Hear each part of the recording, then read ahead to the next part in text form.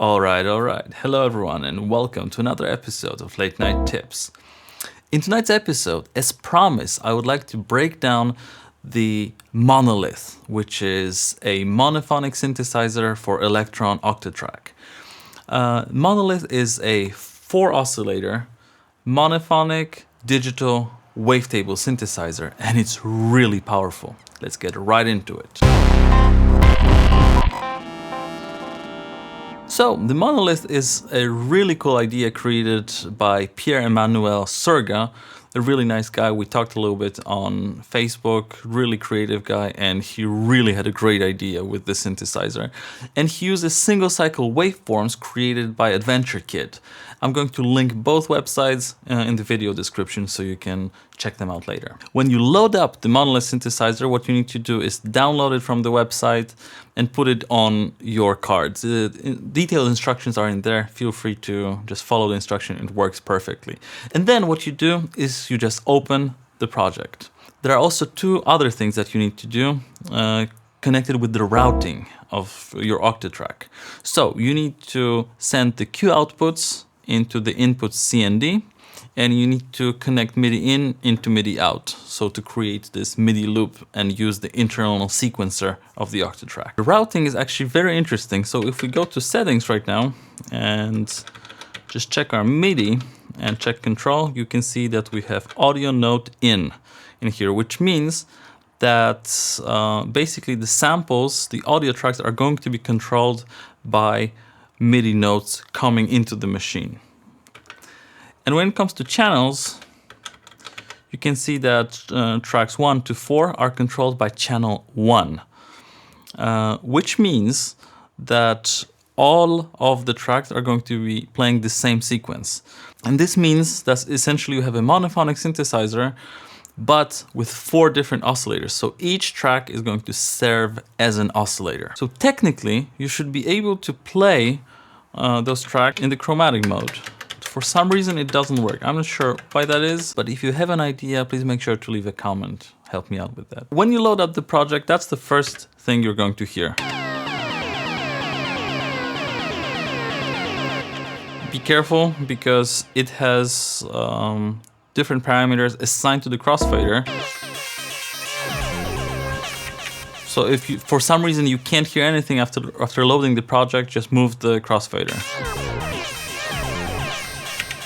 And we have 3 patterns in here, which represent 3 different usage concepts.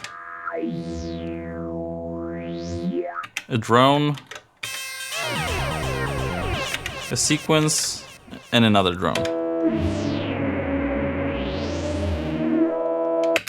Pretty cool. So, as you probably know, I like working with templates. So let's go ahead and create our own clean template for us to use the Monolith synthesizer creatively. The first thing I want to do is I want to clear the crossfader settings, the scene settings. Because I'm not sure what's assigned to what, and it's just going to be confusing for now. Okay, so this is cleared, so very good. Right now, you see that those lights are blinking. It means that all the oscillators are routed into the input CD and are going through effects. If I switch this off, nothing goes through.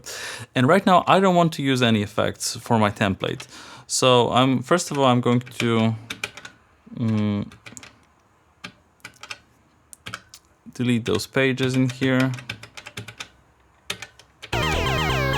so that I have no effects whatsoever, but also I'm going to unroute them. So I'm going to press Q and the tracks, and right now they're not going through Q if they're not blinking. I'm going to activate them normally, and you might notice that the volume is not here.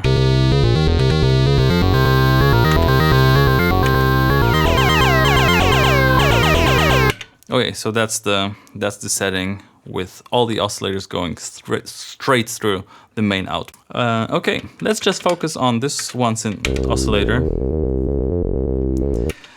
So right now, I want to make sure that there's nothing in here in the sequence, so that's just pure oscillator.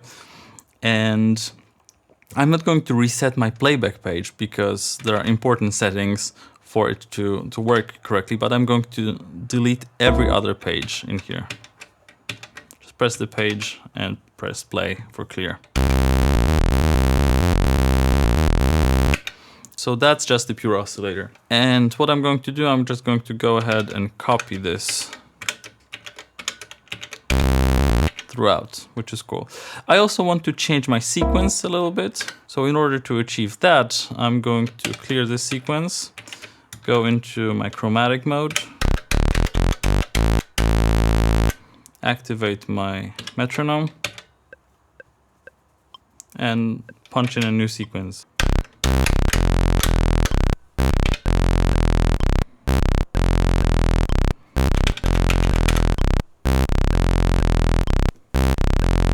Okay, and let's go and explore the synthesizer. If you go to your playback page, there are a couple of important things in here. Your slice controls the octave. So if you go to your slices mode, you can hear all the octaves, and you can also see them in here in slices. And first of all, let's explore the oscillators.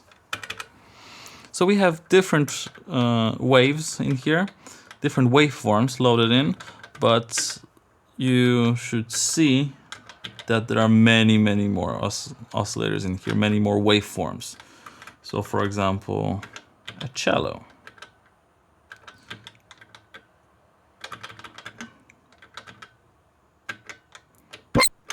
So if you preview it, you're not going to hear anything really, but you need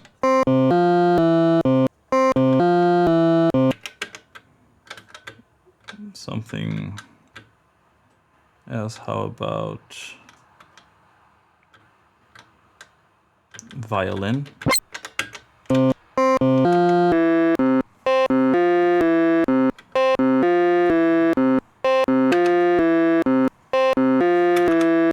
And many other waveforms. There's no comprehensive list. You would need to go through all of them and check them out.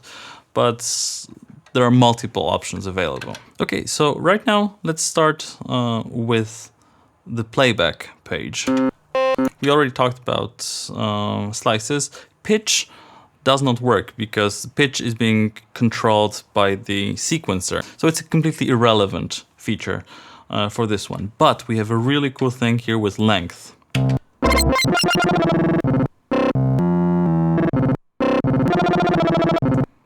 So what length does, you might be able to hear it, it activates additional slices. So if we go here, you hear only this slice is playing. But if you activate length and go in here, you can hear that more than one slice is playing, which creates this chiptune effect. A very cool thing can happen with the retrigger function.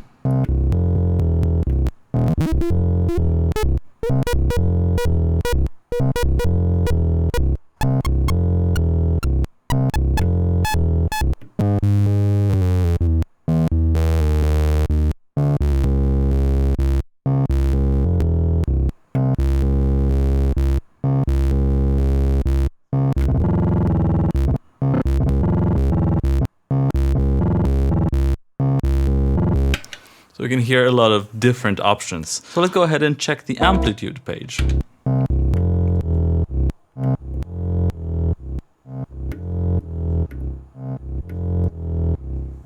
Just regular ADSR and volume, which can be also useful. So right now let's explore the most interesting thing about the Monolith synthesizer is that you can apply effects to every single oscillator. For example, let's experiment with the lo-fi suite in here.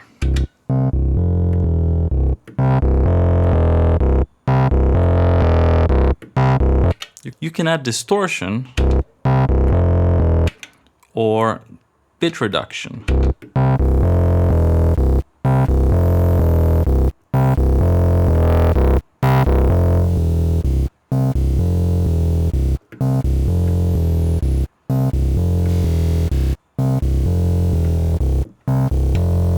All right, that's pretty cool. So another cool option could be adding a chorus.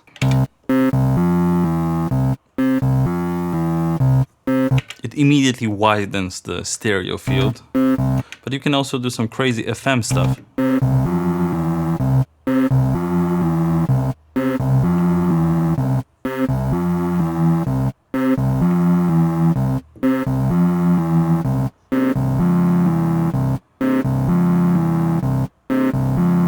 That's pretty cool.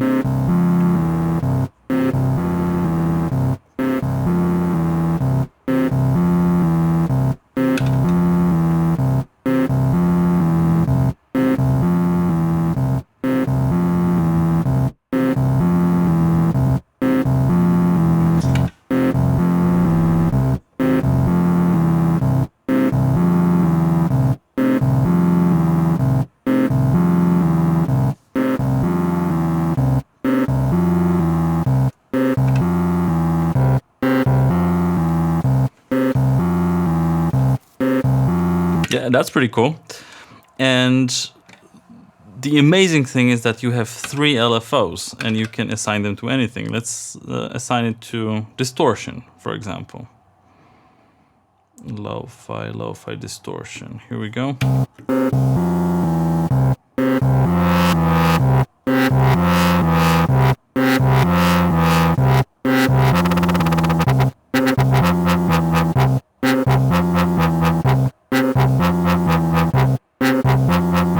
And if you pair it with additional oscillators, for example like that,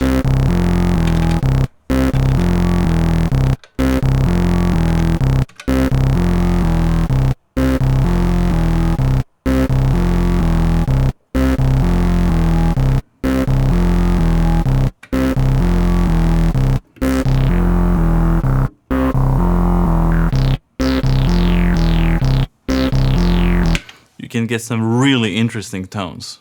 But also you can just add effects on top of everything.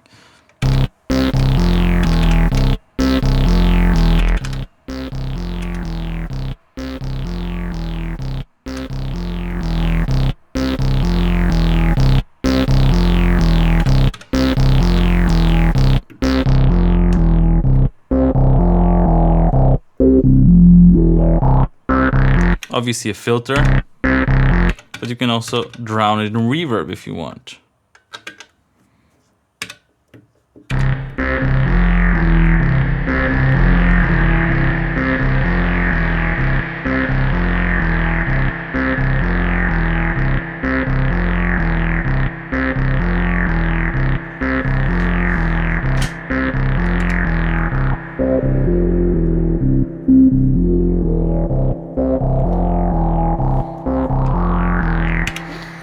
And the really cool thing is that you can actually stack neighbors on top of each other. So put a neighbor here and put a neighbor in here.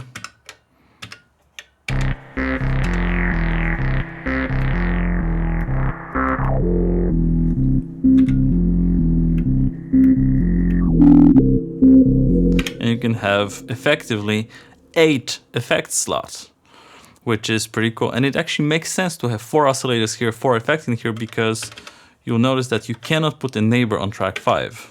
See? So what's really cool about the synthesizer is how open the architecture is. So you can, for example, still use track 4 with a sample.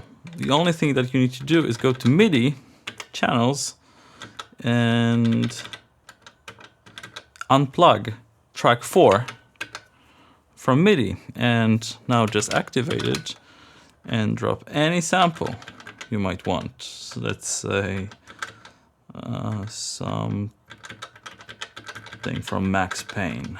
Don't get it. Here we go. Don't get any idea.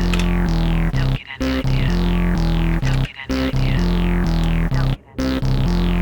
Don't get any idea. Don't get any idea. So you can still do that, which is amazing. So now let's talk a little bit about limitations of the system. One problem that I found is that with the MIDI loops, sometimes it goes crazy. So if you load up your Monolith and something is not working, turn the Octatrack off and then back on again, because it might get into this weird sort of ground loop of MIDI information and it might go insane. Also, if you're using the through in here, it can also crash the rhythm. This happened to me once. And I also tried to control Resolume through MIDI, and it was also creating this death loop into the software, which didn't work. So this is a bit of a limitation. I think that you have an external sequencer driving that. This could be really, really powerful. Digitact, anyone?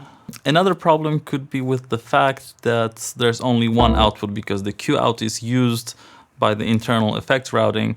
You get only one output for wet and dry, and it could be difficult to mix a little bit later when you record your Monolith. One problem could be that I don't think there's a reliable way to control the oscillator pitch, because the rate doesn't really work all that well. So in terms of traditional synthesis, there's no way to control pitch as you would be able to on a regular digital synthesizer. Okay, so to sum it all up, why does the Monolith synthesizer rock so hard? Well, first of all, you have 12 LFOs for your oscillators, and you have LFOs per oscillator, which is just amazing. You have envelope per voice. So every single voice can have its own envelope, which is awesome. You have filter per voice, or even 2 filters if you're so inclined.